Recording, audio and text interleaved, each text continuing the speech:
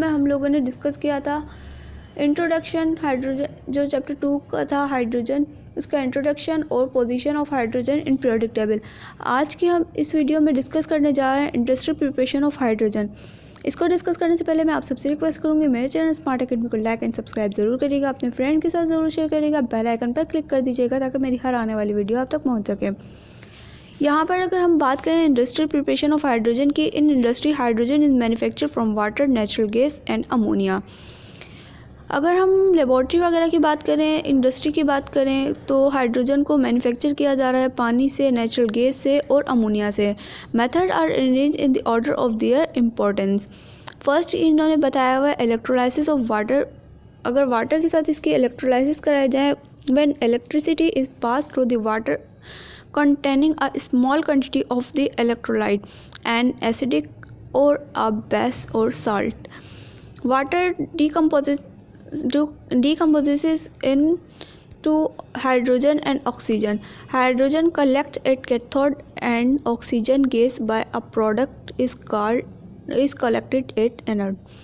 ये क्या कह रहे हैं, अगर इलेक्ट्रिसिटी पास करवाई जाए एक water containing small quantity of electrolyte के अंदर से, वो एसिड हो, बेस हो या साल्ट हो, तो वाटर जो है वो डिकम्पोज करेगा उसको हाइड्रोजन के अंदर और ऑक्सीजन के अंदर। फिर जो हाइड्रोजन है वो कलेक्ट हो जाएगा कैथोड की साइड, और जो ऑक्सीजन है वो कलेक्ट हो जाएगा बाय प्रोडक्ट एनोड की साइड। यहाँ पर इन्होंने रिएक्शन करके बताया हुआ है 2H2O को अगर हम इलेक्ट्रिसिटी पास करवाई जाए इसके अंदर से, तो 2H2 अलग हो जाएगा और जो ऑक्सीजन का मॉलिक्यूल है वो अलग हो जाएगा। The gases produce are in the purest form. Gases जो हैं वो इसमें प्योरेस्ट फॉर्म के अंदर जो है प्रोड्यूस होंगी। This process is expensive. ये प्रोसेस बहुत ज़्यादा एक्सपेंसिव है, महंगा है। And it is use to produce hydrogen where electricity is available at the cheaper rate. ये उन जगहों पे इस जो है इसको प्रिपेयर किया जा सकता है कि जहाँ पर जो इलेक्ट्रिसिटी है वो बहुत ज़्यादा चीपर हो, बहुत ज़्यादा सस्ती हो। वहाँ पर उन एरियाज़ में क्या कराया जा सकता है, इसको इलेक्ट्रिसिटी को पास कराया जा सकता है। सेकंड मेथड, इलेक्ट्रिसिटी पास करवा के हाइड्रोजन को बनाया जा सकता है। अब यहाँ पर सेकंड मेथड में इन्होंने बताया steam and hydrocarbon processes. A mixture of steam and natural gas when passed over nickel catalyst at 900 degrees centigrade produces a mixture of hydrogen and carbon monoxide, only known as water gas. Natural gas contain about 94.60% methane. अब ये क्या कह रहे हैं कि जो mixture है steam और नेचुरल गैस का, अगर उसको पास करवाया जाए निकल कैटलिस्ट के साथ और उसको 900 डिग्री सेंटीग्रेड दिया जाए, और ये प्रोड्यूस करवाएगा हाइड्रोजन के मिक्सचर को और कार्बन के मोनोऑक्साइड को, और जो जाना जाएगा वाटर गैस के तौर पे, और जो नेचुरल गैस है वो कंटेन करेगी 94.60 मीथेन। यहाँ पर इन्होंने रिएक्शन करवाया हुआ है। पहले हमने स्टीम और हाइड्रोकार्बन प्रोसेस से किया, अब नेक्स्ट हम करने जा रहे हैं by the action of steam on coal. When steam is pass over hot red coke at about 1000 degree centigrade, a mixture of hydrogen and carbon monoxide water gas is form. अगर हम steam और Coke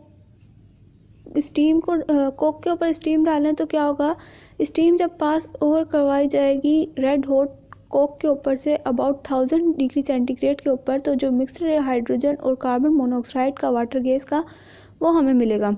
यहाँ पर इन्होंने reaction करवा के दिया हुआ है। उसके बाद hydrogen is obtained in free state by removing carbon monoxide from water gas.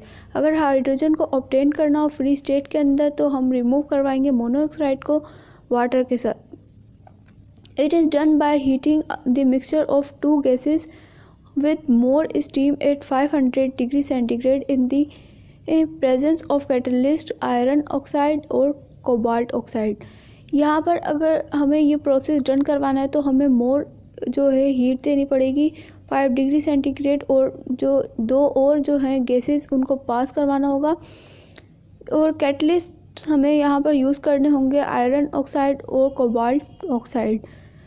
इसके नतीजे में जो कार्बन मोनोऑक्साइड है वो चेंज हो जाएगा कार्बन ऑक्साइड के अंदर, और जो इजीली हम सेपरेट कर पाएंगे जो हमारा डिज़ोल्विंग वाटर है वो हाई प्रेशर के अंदर उसको लीव करवाएंगे behind the free hydrogen gas. यहाँ पर इन्होंने रिएक्शन करवा के दे रहा है, इन्होंने कार्बन डाइऑक्साइड को वाटर और हाइड्रोजन के साथ रिएक्ट करवाया हुआ है। यहाँ पर इन लोगों ने आयरन ऑक्साइड और कोबाल्ट ऑक्साइड दे रखा है, 500 डिग्री सेंटीग्रेड दिया, तो यहाँ पर हमारे पास कार्बन डाइऑक्साइड और जो है हाइड्रोजन जो है वो इजीली हमारे पास फॉर्म्ड हो गया। Carbon monoxide can also be remove by cooling water gas at 200 degree centigrade with the help of liquid air. यहाँ पर कार्बन मोनोऑक्साइड जो है उसको रिमूव करवा सकते हैं वाटर को कूल करवा के 200 डिग्री सेंटीग्रेड पे, और हेल्प और जो लिक्विड एयर है उसकी हेल्प से। Carbon monoxide becomes liquid and free hydrogen and gas is separated. Carbon monoxide जो है वो क्या होगी, लिक्विड के अंदर कुछ फॉर्म में आ जाएगी, और जो फ्री हाइड्रोजन के गैस है वो सेपरेट हो जाएगी। फ्री हाइड्रोजन गैस जो है वो सेपरेट हो जाएगी। Traces of carbon monoxide are further removed by passing the carbonated hydrogen through sodium hydroxide solution with absorbed carbon monoxide to form sodium formate। यहाँ पर जो छोटे मॉलिक्यूल्स रह जाएंगे, ट्रासेस रह जाएंगे, ये छोटे पार्टिकल्स रह जाएंगे कार्बन मोनोऑक्साइड के, वो जो है लिक्विड और फ्री वो उसको फर्दर रिमूव करवा जाएगा और पास करवा जाएगा हाइड्रोजन थ्रू सोडियम हाइड्रोक्साइड के जो सॉल्यूशन है उसके अंदर, वो एब्जॉर्ब करेगा कार्बन मोनोऑक्साइड को और फॉर्म करेगा सोडियम फॉर्मेट। यहाँ पर इन्होंने रिएक्शन करवा रखा है। इसके बाद फोर्थ जो रिएक्शन है वो हमें दे रखा है steam methanol process. A mixture of steam and vapours of methanol when heated at 250 degree centigrade produces a mixture of hydrogen and carbon dioxide. यहाँ पर इन लोगों ने क्या किया कि मिक्सचर लिया स्टीम और वेपर्स मिथनॉल के, कुछ वेपर्स थे मिथनॉल के, इसके बाद इन्होंने हीट किया 250 डिग्री सेंटीग्रेड के ऊपर और प्रोड्यूस करवाया एक हाइड्रोजन के मिक्सचर को और कार्बन डाइऑक्साइड को।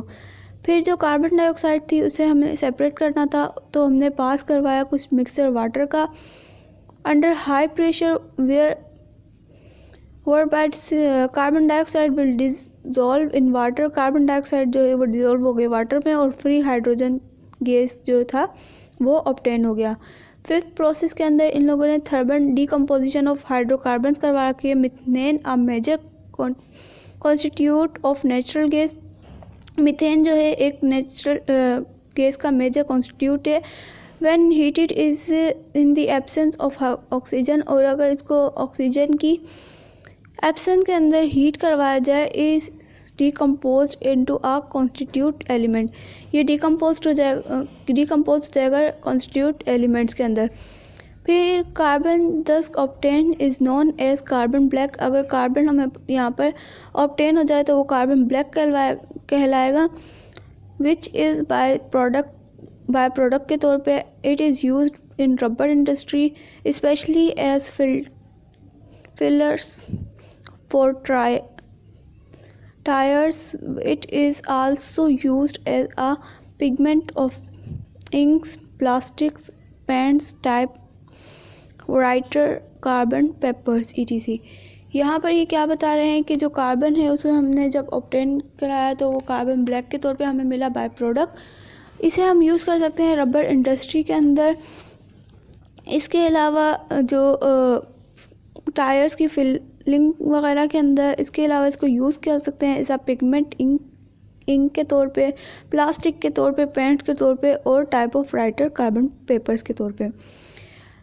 लास्ट हमारे पास प्रोसेस दे रखा है थर्मल डीकम्पोजिशन ऑफ अमोनिया। अगर अमोनिया के साथ इसको हीट दी जाए, the process of consist of वेपराइजिंग the liquid ammonia from cylinder.